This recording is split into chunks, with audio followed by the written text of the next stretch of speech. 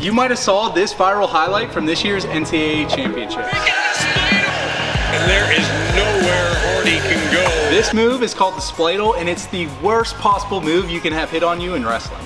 Not only can everybody see your on national TV, but this move is hard to hit. Every training partner wants to hit this on one another to show each other up. Another viral spladle was hit by my former teammate Bo Nickal against Sammy Brooks at Carver Hawkeye Arena. You can see the entry on each of these spladles is a little bit different, so we're going to teach you exactly how to hit this move so you can show up your training partners and maybe even pull it off in competition. So now let's take a look at the viral spladle Jesse Mendez hit in the quarterfinals of this year's national championships, which ultimately led him to winning an NCAA title. Brock Hardy's on top with a minute left. He's down by 3 points, so he's looking to lock up a big move to put Mendez to his back, goes for a cradle, allowing Mendez to escape to this Merkle position. Brock Hardy starts working up and ends up going to like a head outside single attempt here. Mendez sprawls his hips back, and then they're stuck in this position for a bit. Hardy steps up this leg, and you can see now that his hands are really close to his feet in this position. Jesse Mendez's eyes got big. Should I hunt for the spladle? Remember, this isn't the most common move, and you don't really see it at the highest levels very often. Since you ended up that match with a spladle, it's not an everyday occurrence in the NCAA quarterfinals. What the heck happened? I've been hitting a spladle since I was like first-year wrestler, so. But it turned out to be irresistible for Jesse Mendez. He shoots his left arm to the mid-calf, his right arm goes to the ankle. He keeps Brock Hardy's head stuck by pressuring him with his stomach, and then Brock Hardy is just stuck in this position. I don't know how wrestling is scored, and I don't know what a spladle is, but I know whoever got their booty open wide, they lost. Guys, if you haven't subscribed yet, make sure to hit that subscribe button. It'll really help me out, and you'll stay up to date with all the wrestling content that I'm releasing, and I'm gonna be releasing more content on my road to the UFC as well. Let's take a closer look at the technique. My left leg is gonna be intertwined with Weston's right leg here. Mendez was just hanging on here, and then his opponent started going into like a leg attack. And the closer that Weston's hands get to his feet, the easier this move is to hit. Mendez took his left hand, went inside of the ankle. So as he comes down, you can see how my body's pushing Weston that way. And the lower I lock near their ankles, the tighter it's gonna be. And depending on your partner's flexibility, you might have to hit it higher, but I'm gonna aim for the ankle if I can. There's about 45 seconds in that match, and Mendez was already winning, so he knew he wasn't gonna escape, so he just held. But if you wanna look to get the fall, I wanna start scooting my hips out this way so that Weston's shoulders can be on the mat, and then I can actually look for the pin. But doing this is a little riskier because your opponent could escape. Now there is another finish on this. It doesn't necessarily have to be grabbing this leg. All I need is for his hands to be pretty close to his feet.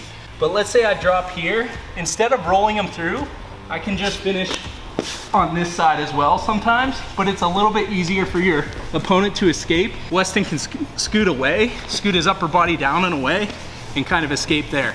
So I want to make sure I lift my hips up so that it's harder for him to do that.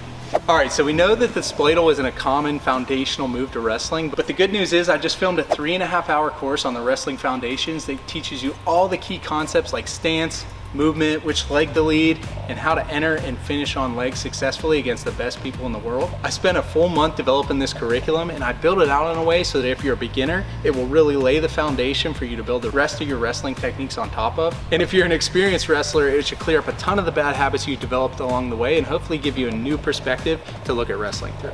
So if you want to pick up this course, I put it at the link in the description below. And a little secret, if you use code GM15, you'll save 15% off. Now let's look at the viral spladle Bo Nickal hit on Sammy Brooks in 2017. He was a sophomore this year. This was my last year at Penn State, and I was actually at this duel live. It was absolutely insane. So Bo was ranked number 2 at the time. He's going against Sammy Brooks, who was ranked number 5. So we're only 20 seconds into the first period. Sammy hits a nice sweep single to Bo's left leg. He's on the low ankle here, but he sees Sammy start stepping up this leg, so he starts reaching over top, locks his hands, starts getting his hips in, and Sammy's head is stuck on Bo's stomach here. So he starts pulling this leg to his chest as Bo's gonna look to sit to his butt and take Sammy to his shoulders this way. Notice the leg still isn't hooked here, and then as he's getting close, he tried to hook the leg there, couldn't quite get it, but as he takes Sammy over to his back even further, he ends up stepping over that leg and getting the spladle. And you can see Sammy is flat on his back. and Bo got the pin in just over 30 seconds. That was absolutely insane. You could see the whole Iowa crowd is just silent and shocked. This guy's face says it all. What just happened? All right, so now let's see how Bo hit the spladle. Sammy took a low shot, and Bo ended up coming in with the whizzer on this leg. Then Sammy started working up and trying to build up to his feet. Bo took his left arm and worked inside of this leg. One thing to note is I went underneath the leg with my left arm, and Bo went over top of the leg. Both of these options work. Try both and see which one works best for you. Notice he didn't have the leg hooked yet, so it's a little different than the one that Jesse Mendez hit. And he started bringing his hips forward to sit Sammy that way. He started lifting this leg and then hooked the leg as he was coming through here into the spladle. Just have to be careful that you're not leaning your shoulders too close to the mat. You want to make sure we keep our shoulders up. On this spladle, he's not really going to land up on my chest, so I'm more likely to get the fall in this position. And just to make it worse, you can always stretch your legs out and pull his legs to really make him do the splits, but we're not going to do that to Weston. I have to make sure I trap his head. If I keep this leg straight, Weston might be able to scoot his head to the outside. I got to make sure I keep my hips in and I lift this leg, and now Weston's stuck. So notice how I bring my knee up next to his chin here. It also makes it easier to hook the leg when you do this. So then I lock. You can do different locks on the legs. I'm just doing the gable grip here. I could always do like a butterfly grip like this. And as I'm sitting through, I hook that leg, and then I look for my fall here. So there you have it, guys. That's 2 ways to hit the spladle. If you do end up hitting this in competition, you have a good chance that you're gonna have a viral video of a pin in front of the United States of America and surrounding countries. This is all over the land now.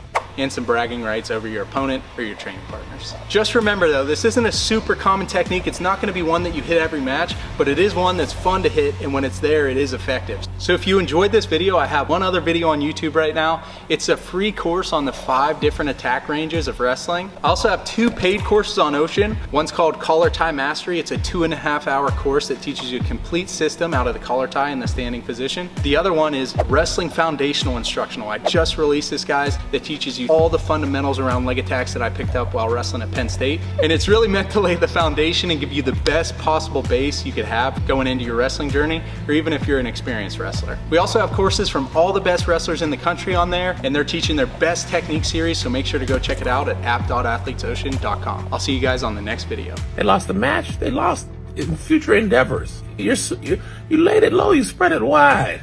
You got your arms and your legs locked up. You're like a rotisserie chicken.